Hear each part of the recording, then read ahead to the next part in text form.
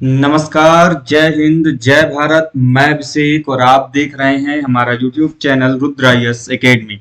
दोस्तों, एक बार फिर से आप सभी का हमारे इस यूट्यूब चैनल पे हार्दिक स्वागत है।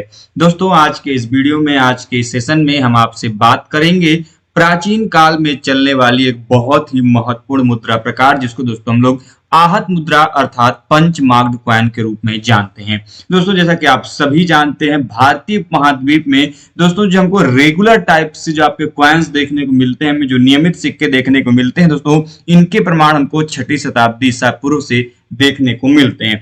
अब दोस्तों, इनके पहले के जो सिक्के देखने को मिलते हैं दोस्तों, उनके बड़े स्पष्ट प्रमाण हमको दिखाई नहीं देते, लेकिन एक नियमित रूप से जो हमको इनका प्रचलन दिखाई देता है दोस्तों, इनका प्रचलन हमको 6ठी शताब्दी ईसा पूर्व से दिखाई देता है। ये वही काल है दोस्तों जब आपका जो द्वितीय नगरीकरण का काल है, जिसको हम लोग सेकेंड अर्बनाइजेशन का पीरियड करें दोस्तों, जहां से काफी महत्वपूर्ण दोस्तों आपके जो साम्राज्य कह ले, जो राजवंश कह ले, वो स्थापित हो रहे हैं दोस्तों। यह वही काल आपको दिखाई दे रहा है दोस्तों, और उसी काल में दोस्तों नियमित रूप से जो सिक्के हैं वह भी प्रचलन में हमको दिखाई देते हैं। अब दोस्तों, जब हम भारतीय उपमहाद्वीप की बात करते हैं, इंडियन सब कॉन्टिनेंट की बात करते हैं दोस्तों, तो इनमें जो सबसे प्रारंभिक तौर पर जिन सिक्कों के हमको प्रचलन की जानकारी प्राप्त होती है दोस्तों, उन सिक्कों को ही क्या कहा गया है? उन सिक्कों को ही दोस्तों कहा गया आपके आहत सिक्के, अर्थात दोस्तों ये आपके पंचमाग्ध कॉइन्स कहे गए हैं। दोस्तों, ये जो आहत सिक्के थे, इनके प्रचलन की शुरुआत दोस्तों जहां पर हम देख रहे हैं कि 6ठी शताब्दी ईसा पूर्व के आसपास शुरू हुई दोस्तों, और इनकी कालावधि दोस्तों आपके संपूर्ण भारतीय उपमहाद्वीप में पहली सदी तक दोस्तों इसके प्रमाण हमको दिखाई देते हैं। अब वहीं पर दोस्तों बहुत ही महत्वपूर्ण दोस्तों मुद्रा शास्त्री, जिनके नाम दोस्तों डॉक्टर परमेश्वरी लाल गुप्त, दोस्तों इनकी काफी महत्वपूर्ण पुस्तक भी है इसके ऊपर। दोस्तों, डॉक्टर पीएल गुप्ता के द्वारा दोस्तों इन्होंने कहा है कि जो ये आहत मुद्राएं दोस्तों, इनको सबसे पहली बार 1800 ईस्वी में कर्नल कोल्डवेल ने दोस्तों तमिलनाडु में जो कोयम्बटूर क्षेत्र दोस्तों, वहां से इनको प्राप्त किया था। बहुत इंपॉर्टेंट है, ध्यान रखिएगा। आहत सिक्कों की सबसे पहली प्राप्ति 1800 ईस्वी में कर्नल कोल्डवेल को तमिलनाडु के कोयम्बटूर क्षेत्र से प्राप्त हुई थी। और इसकी जानकारी दोस्तों कौन देते हैं? तो इसकी जानकारी देते हैं आपको कौन? तो इसकी जानकारी दोस्तों आपको यह जो पीएल गुप्ता है दोस्तों, उनके द्वारा इनकी जानकारी दी जाती है। वहीं पर दोस्तों आगे बढ़ते हैं दोस्तों, अगला नाम दोस्तों डॉक्टर राधा कुमुद मुखर्जी का। दोस्तों, जो राधा कुमुद मुखर्जी दोस्तों, इनके अनुसार दोस्तों जो मगध के जनपदीय श्रेणी वाले सिक्के दोस्तों, इस प्रकार की जो आहत मुद्राएं दोस्तों, इनके सर्वप्रथम प्राप्ति 1918 ईस्वी में दोस्तों गोलखपुर दोस्तों, जहां पर प्राचीन पाटलिपुत्र शहर बसा हुआ दोस्तों, वहां से इसके प्रमाण हमको दिखाई देते हैं। तो दो अलग अलग विद्वानों ने दोस्तों दो अलग अलग कॉन्सेप्ट कहा है, दोनों के नाम याद रखिएगा। पीएल गुप्ता के अनुसार जो आहत मुद्राएं थी, सबसे पहली बार प्राप्ति 1800 ईस्वी में कर्नल कोल्डवेल को तमिलनाडु के कोयम्बटूर में। वहीं पर डॉक्टर राधा कुमुद मुखर्जी दोस्तों ये कह रहे हैं कि जो मगध के जनपदीय श्रेणी वाले आहत मुद्राएं थी दोस्तों, इनकी प्राप्ति सबसे पहली बार 1918 में जो गोलखपुर दोस्तों, जहां पर प्राचीन पाटलिपुत्र शहर बसा हुआ था। और इस प्राचीन पाटलिपुत्र शहर के लिए एक बड़ा इंपॉर्टेंट शब्द प्रयोग करते हैं यूनानी, कभी कभी पूछ लिया जाता है, तो ध्यान रखिए। मैं आपको एडिशनल जानकारी तो बता दे रहा हूं, जिसको हम लोग बोलते हैं पालीब्रोथस। क्या बोलते हैं? पालीब्रोथस। ठीक है, यह पाटलिपुत्र को यूनानी लेखक अपने ग्रंथों में इस शब्द का प्रयोग करते हैं। किसके लिए? यह शब्द प्रयोग में लाते हैं आपके इनके। ठीक है, आगे बढ़ते हैं दोस्तों। अगला प्रश्न आपके सामने जुड़ा है। अगला प्रश्न क्या है दोस्तों कि आहत मुद्राओं की सबसे बड़ी निधि जो सबसे जब पंचमाग्ध कॉइन की सबसे बड़ा जो होड़ है दोस्तों, इसका प्रमाण कहां से प्राप्त हुआ दोस्तों? जो पंचमाग्ध कॉइन्स हैं, जो आहत मुद्राएं हैं, इनकी सबसे बड़ी निधि का प्रमाण हमको दोस्तों जो अमरावती क्षेत्र है वहां से देखने को मिलता है।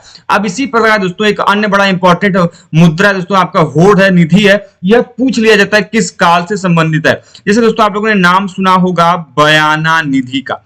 किसका नाम सुना होगा? बयाना निधि का।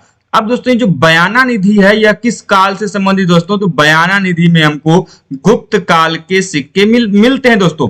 लेकिन जब हम बात करते हैं अमरावती से प्राप्त निधि की, जो आपका अमरावती होड़ है दोस्तों, इस अमरावती होड़ में अभी तक की आहत मुद्राओं की सबसे बड़ी निधि के प्रमाण प्राप्त हुए दोस्तों। और इस निधि में, इस होड़ में दोस्तों हमको 7668 सिक्के प्राप्त हुए दोस्तों, जो कि आपके आहत मुद्रा के रूप में हमको प्राप्त हुए हैं। जैसा कि हमने आपको बताया कि यह दोस्तों सबसे प्रारंभिक या फिर आरंभिक सिक्के माने जाते हैं दोस्तों। यही कारण है दोस्तों कि जो आहत मुद्राएं हैं, ये पुरातात्विक स्रोतों से ज्ञात भारत की प्राचीनतम मुद्राएं हैं। अब आपके दोस्तों ऑप्शन में जो क्रोनोलॉजी ऑर्डर सेट करने के लिए आता है तो ध्यान रखिएगा, यदि मुद्रा का क्रोनोलॉजी ऑर्डर सेट करने के लिए आएगा तो उनमें सबसे प्राचीन जो मुद्रा प्रकार है दोस्तों वह कौन सा है, वह है दोस्तों आपका आहत मुद्राएं। अब देखिए इंपॉर्टेंट ये हो जाता है कि इसका जो नाम है, नाम से ही स्पष्ट है कि इनका निर्माण कैसे करते होंगे।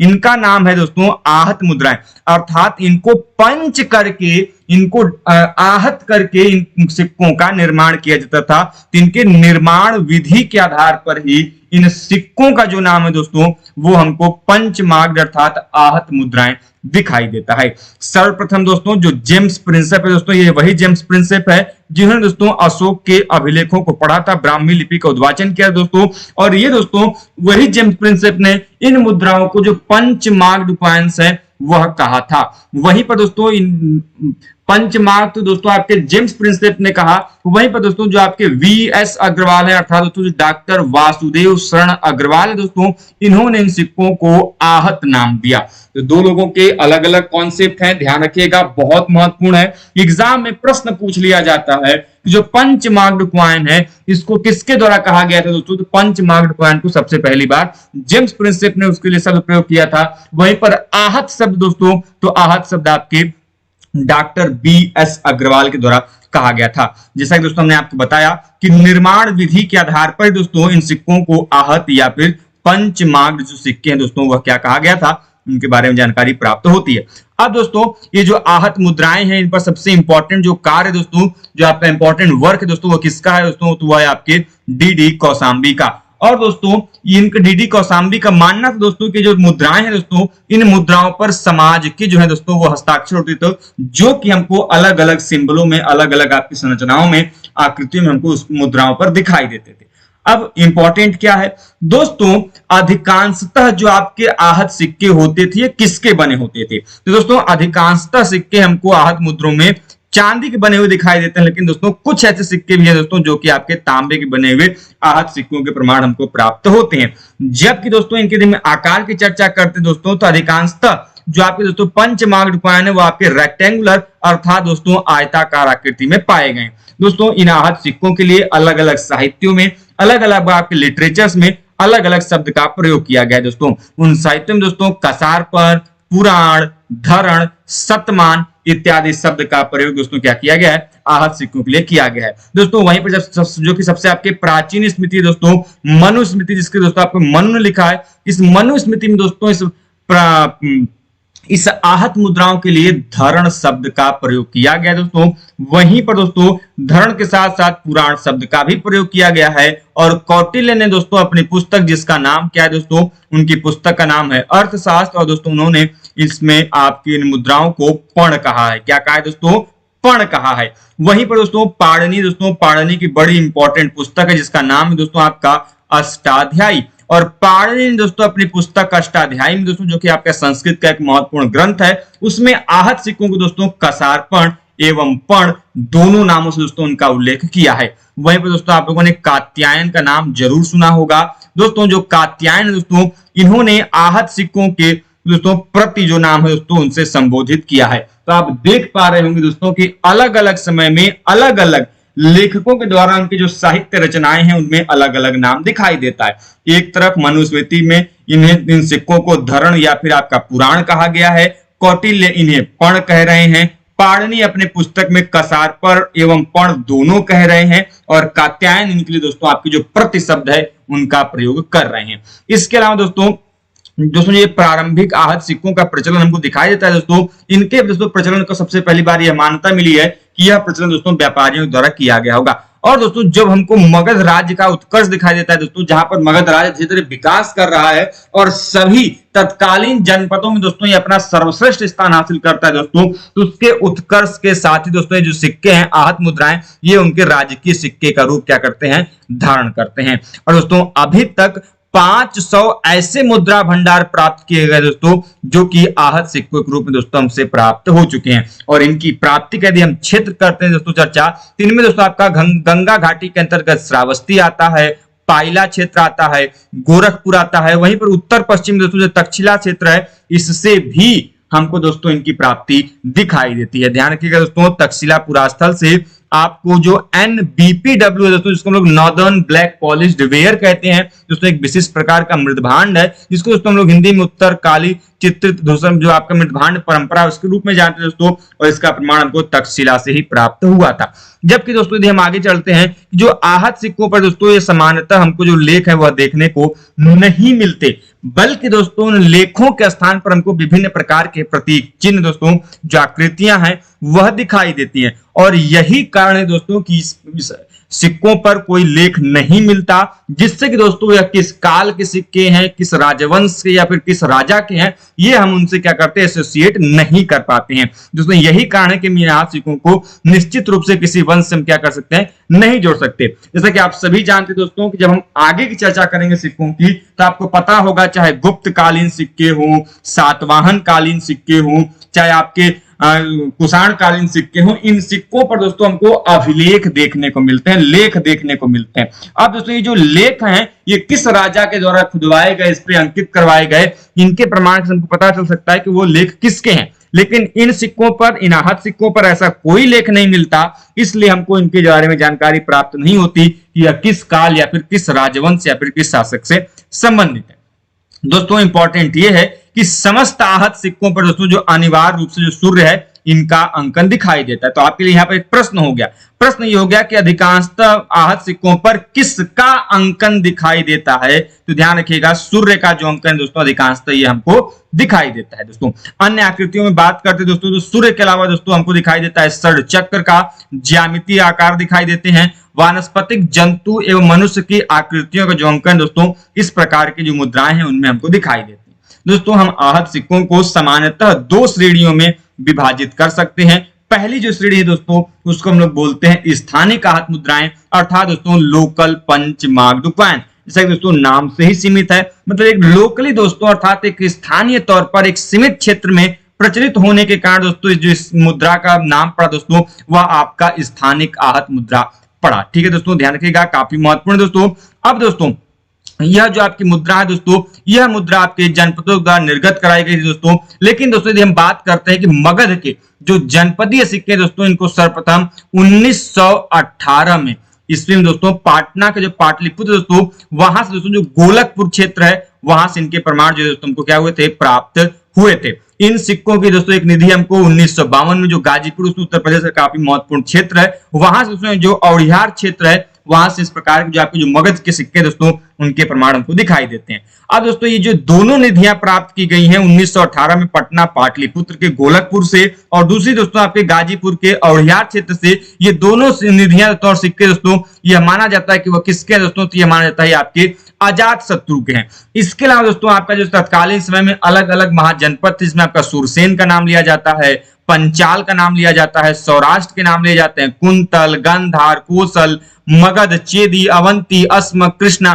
इत्यादि क्षेत्रों से भी हमको दोस्तों इस प्रकार के जो आपके सिक्के दोस्तों उनके प्रमाण दिखाई देते हैं। लेकिन दोस्तों ध्यान रखिएगा काशी जनपद की दोस्तों जो अर्ध कसारपण दोस्तों वह भी आपके इस प्रकार की जो आपकी मुद्राएं दोस्तों आहत मुद्राएं उनमें शामिल किए जाते हैं। इसके अलावा दोस्तों यदि हम दूसरा प्रकार देखते हैं दोस्तों, दूसरा प्रकार है आपका साम्राज्यिक या फिर सार्वदेशिक पंच मार्क्ड कॉइन, अर्थात दोस्तों हम लोग यूनिवर्सल या फिर इंपीरियर पंच मार्क्ड कॉइन कहते हैं, उसके रूप में हमको दिखाई देते हैं। दोस्तों यदि हम इन्हें देखें दोस्तों तो मगध के दोस्तों जो साम्राज्यिक सिक्के हैं इनको हम इस रूप में देख सकते हैं। दोस्तों परमेश्वरी लाल गुप्त ने दोस्तों, जैसे मैंने आपको कहा कुछ देर पहले कि दोस्तों इन्होंने जो आपको 1800 ईस्वी में जो कोल्डवाल के द्वारा पहली खोज की गई थी तमिलनाडु कोयम्बटूर में दोस्तों, वही परमेश्वरी लाल गुप्त दोस्तों यहाँ पर कह रहे हैं कि जो मगध साम्राज्य है वह पर्ण या फिर कसारपण का भार वहां पर 32 मासक था लेकिन 32 रखती नहीं। तो यह इंपॉर्टेंट हो जाता है आपके एग्जाम के लिए कि पीएल गुप्ता के अनुसार जो आपके आहत मुद्राओं की जो भार था वह कितना था, तो ध्यान रखिएगा 32 मासक था।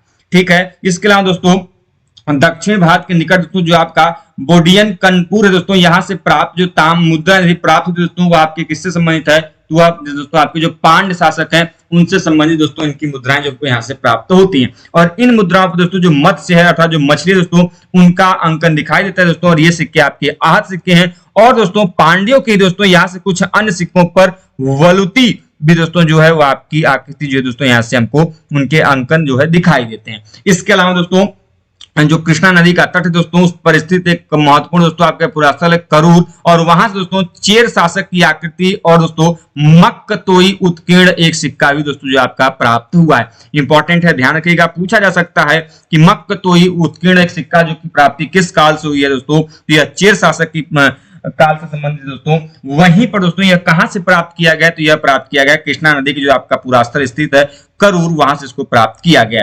वहीं पर दोस्तों यदि हम बात करते हैं किस सांचे में दोस्तों इसका निर्माण किया गया दोस्तों, किन प्रकार से इनका निर्माण किया था दोस्तों, तो जो मिट्टी के बने दोस्तों जो आज सिक्के हैं वो सांचे से दोस्तों मथुरा, झूसी, शिशुपालगढ़, आंध्र प्रदेश के जो कोंडापुर क्षेत्र है वहां से इनके प्रमाण हमको दिखाई देते हैं। वहीं पर दोस्तों यदि हम जो कांसे का बने हुए सांचे दोस्तों जिसका आपके आहत मुद्राओं का निर्माण किया जाता था, ऐसे प्रमाण दोस्तों हमको जो मध्य प्रदेश का एरण क्षेत्र है दोस्तों वहां से प्राप्त होता है दोस्तों।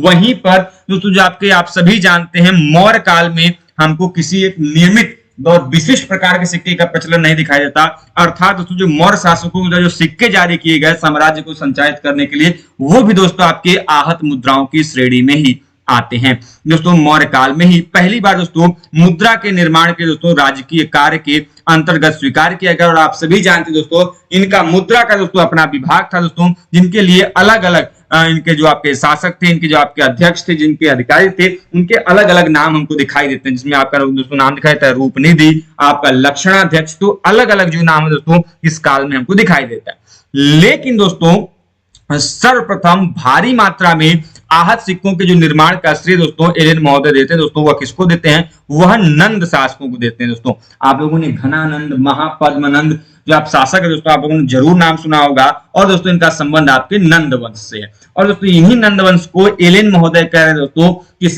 नंद वंश ने सबसे पहली बार भारी मात्रा में जो आपके आहत सिक्के हैं उनका निर्माण किया था। अब दोस्तों जिन टकसालों में दोस्तों इन आहत मुद्राओं को तैयार किया था मौर्य काल में दोस्तों, उनको यहाँ पर कोष प्रवेश से कहा गया है। उन टकसालों के लिए क्या शब्द प्रयोग किया गया है, कोष प्रवेश शब्द प्रयोग किया गया है। और कौटिल्य ने दोस्तों सबसे पहली बार अपने पुस्तक अर्थशास्त्र में टकशाला या फिर टंकशाला शब्द का प्रयोग किया है। और दोस्तों कौटिल्य ने मुद्राओं के निर्माण की विधि क्या होगी तथा उन सिक्कों को बनाने के लिए किन प्रकार के उपकरणों का प्रयोग किया जाता है दोस्तों, उनका भी उल्लेख दोस्तों अपने उन्होंने इस पुस्तक में किया है। अब सबसे इंपॉर्टेंट क्या फैक्ट दोस्तों, सबसे इंपॉर्टेंट ध्यान रखिएगा कि प्रश्न यह पूछ लिया जाता है कि मुद्राओं पर जो चिन्ह का अंकन किया जाता था उन उपकरण को या फिर आहत मुद्राओं के बनाने वाले मुख्य उपकरण को अर्थशास्त्र में किस नाम से जाना जाता है दोस्तों। तो यह बड़ा इंपॉर्टेंट है, कई बार एग्जाम में प्रश्न पूछा जाता है, तो ध्यान रखिए दोस्तों उसको हम लोग बिंबटंक बोलते हैं, ठीक है दोस्तों। लेकिन जो आपके कौटिल्य दोस्तों उन्होंने कहीं पर भी इनके निर्माण के लिए जो सांचे की विधि है जिसको मोल्डेड आपका मेथड कहते हैं उसका उल्लेख नहीं किया है। अर्थात दोस्तों इससे हमको पता चलता है कि मौर्य काल में जो आपके ये आहत सिक्के बनाए जाते थे उनके निर्माण में दोस्तों जो सांचे का प्रयोग है वह नहीं किया जाता था। तो कहने का मतलब ये दोस्तों कि यह जो काल है जो आप मौर्य काल देख रहे हैं जो कि आपकी 3वीं शताब्दी ईसा पूर्व के आसपास दोस्तों आपको दिखाई दे रहा है, वहां पर दोस्तों जो आप सिक्के हैं वह क्या है दोस्तों, ढाल कर या फिर ढलित सिक्के जो दोस्तों वह नहीं बनते थे। तो दोस्तों साथ में आपको यह भी जानना है अर्थशास्त्र में दोस्तों जो कूप रूटक है उसका उल्लेख दोस्तों जो आपके जाली मुद्राओं का निर्माण करते थे उनके लिए कूट रूपक शब्द का प्रयोग किया गया। तो दोस्तों इस प्रकार से हम लोगों ने देखा कि किस प्रकार से दोस्तों आपको जो आहत मुद्राएं हैं इनके प्रकार क्या है, इनका प्रचलन कब शुरू हुआ, कहां कहां से इनके प्रमाण प्राप्त हुए दोस्तों, हमने इसको छोटे से इस वीडियो में जानने और समझने का प्रयास किया। उम्मीद करते हैं दोस्तों कि जो छोटी सी वीडियो है आपके लिए हेल्पफुल रही होगी। वीडियो हेल्पफुल है दोस्तों तो वीडियो को लाइक करें, चैनल पर नए दोस्तों तो चैनल को सब्सक्राइब करें, साथ ही दोस्तों बेल आइकन को प्रेस करें जिससे दोस्तों हम आपके लिए ऐसी ही वीडियोस डेली बेसिस पे लाते रहें। मिलते दोस्तों इसी प्रकार के वीडियोज इन्फॉर्मेशन के साथ नेक्स्ट वीडियो में, तब तक के लिए दोस्तों स्वस्थ रहें, मस्त रहें। जय हिंद, जय भारत, हर हर महादेव।